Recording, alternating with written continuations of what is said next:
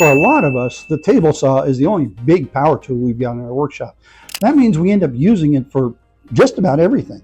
And that's great. The saw will do it, but some things it does easier than others. Like the saw really works well for ripping. Never count on the scale that's on the miter gauge. Use a square if you're going to set it up. And make sure you get the full surface of your miter gauge in contact with the square, and the square in full contact with your blade. Well, here's an easier option. Instead of messing with that all the time, make yourself a miter sled. Now this is actually pretty easy to make. And the important part is this fence back here.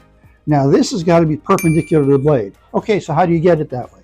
Well, first you make sure your fence is parallel to the blade. And then you use a square, like a framing square. Once you do that, it's always going to be perpendicular. And so every single time you set it on your saw, you know you're going to get a perfect 90-degree cut.